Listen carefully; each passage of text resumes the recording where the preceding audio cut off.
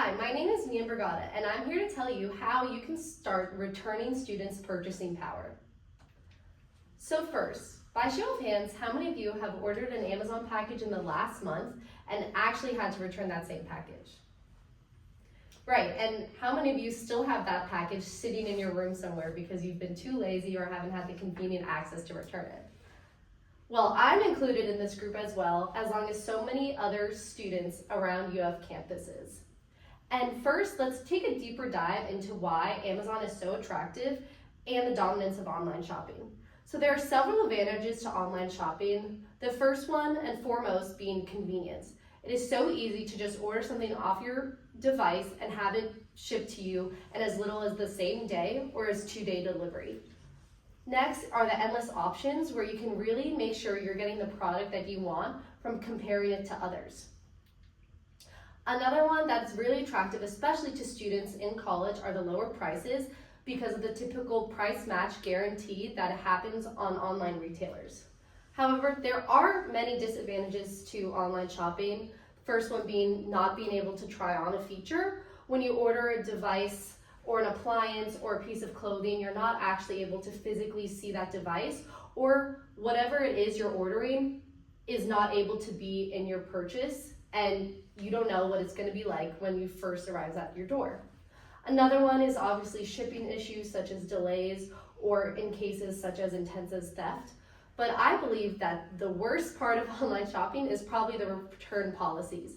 Each online retailer has a unique return policy that is catered towards the product that you're ordering, and a lot of these can be strict, and then you are not available to return and get a refund. And so you're paying out of pocket for a device that unfortunately in many cases you might not even use. So with all this being said, I want to install an Amazon return station in the Rights Union. And there are several reasons why I think this would be the best location. First, it's frequently used by students. Every UF student at one point goes to the Rights Union to access the amenities or goes for advising or several other reasons. Another one, centrally located on campus. Again, everyone knows where the Rights Union is, and it's put into that location to make sure everyone on campus or around campus can access it. Another one is that, as you can see, it takes up minimal space, not taking away from the other amenities the Rights Union offers. And it's accessible without a vehicle, which means students can walk to and from the Amazon return station potentially, which is something I'll touch on later. So today's agenda. First, I want to talk about Amazon's strong influence on our age group, young adults and students. Next, I want to talk about meeting the demand of these Amazon returns. Finally, and the baseline and motivation for this presentation is increasing convenience for UF students. And then I want to do a final review. Firstly, Amazon's clientele is a huge majority of young adults. 80% of internet users 18 to 34 have Amazon Prime, which is a huge majority, and it really shows that Amazon is the prime retailer for our age group. Amazon also offers Amazon Prime Student, which is a membership exclusive to students in a 2 to 4 university, age 18 to 24-year-olds, and they have discounted prices as long as receiving the benefits of Amazon Prime. So as you can see with both of these statistics from NerdWallet and from the Amazon Prime statistics, is that Amazon offerings are really catered towards this young adult age group, which increases purchases and memberships. Next, we want to really highlight the fact that are people returning that much? And the answer is yes.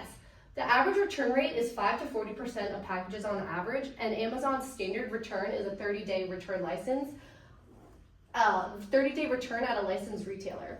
However, as you can see here, there's no Amazon return stations that are very close to campus. All these are needed to be able to drive somewhere outside of campus. So basically the key takeaway is that students have a gap towards where they can return packages and where they actually are. And we need to close that gap. Another one is, do students need this on campus? And the answer is also yes. Around 10,000 students live on campus, and a lot of these students, a source from Cambridge DB says, many students refrain from driving around campus due to parking violations and lots of other issues, which means people don't want to move their cars, and sometimes we need to go somewhere where we can walk. And basically this return station needs to be accessible without a vehicle so that all students without a vehicle can reach it. Now I just want to go over the main points. First, Amazon is the prime retailer for young adults, as you can see with especially their clientele and the Amazon return policy for the Amazon membership for students.